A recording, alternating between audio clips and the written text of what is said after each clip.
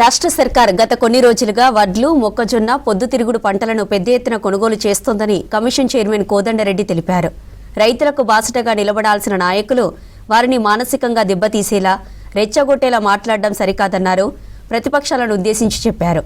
రైతు కమిషన్ కార్యాలయంలో ఏర్పాటు చేసిన మీడియా సమావేశంలో కోదండరెడ్డితో పాటు సభ్యులు గంగాధర్, కేవీఎన్ రెడ్డి, గోపాల్ రెడ్డి పాల్గొన్నారు. బీజేపీ కేంద్రంలో అధికారంలో ఉన్నప్పటికీ మద్దతు ధరల వ్యవస్థలో ఉన్న 23 పంటల కొనుగోళ్ల విషయంలో బాధ్యతాయుతంగా వ్యవహరించడం లేదన్నారు రైతు కమిషన్ సభ్యులు. వడ్ల కొనుగోలు విషయంలో వడ్లే కాకుండా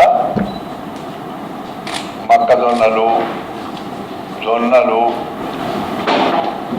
సన్ఫ్లవర్ ఇట్లాంటి పంటలు రాష్ట్రంలో కొంటున్నారు. ఇట్లాంటి పరిస్థితులలో రైతులకి ఎవరైనా బాసటగా నిలబడాలి. కానీ దానికి విరుద్ధంగా రైతు మానసికంగా ఇబ్బంది పడేటట్టుగా ప్రెస్ స్టేట్మెంట్లు ఇవ్వడం, వాళ్ళని రెచ్చగొట్టే విధంగా మాట్లాడడం బాధ్యతారహితంగా ఉంటుంది. అన్నిటికంటే ముఖ్యంగా కేంద్రంలో ఈరోజు భారతీయ జనతా పార్టీ అధికారంలో ఉన్నది. భారతీయ జనతా పార్టీ అధికారంలో ఉన్న ఇక్కడ ఉన్న ఎంపీలు కానీ, ఎమ్మెల్యేలు కానీ, నాయకులు కానీ ఒక్కటి అర్థం చేసుకోవాలి.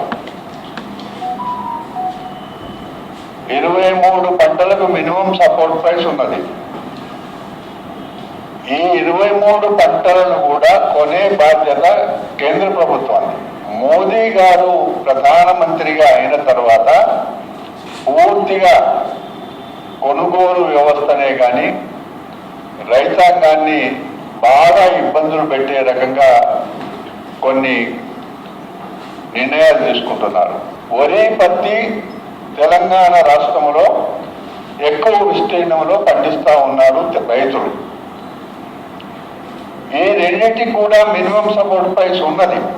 కానీ కేంద్ర ప్రభుత్వం అప్పుడే పత్తి విషయానికి వచ్చేటప్పటికీ ఆంక్షలు విధించింది. ఈ సీజన్కు 75 లక్షల మెట్రిక్ టన్నులు వస్తుందని ఒక అంచనా ఉంది. ఇప్పటికే 57,09,000 మెట్రిక్ టన్నులు కొనడం కూడా జరిగింది. డబ్బు కూడా రైతుల ఖాతాలో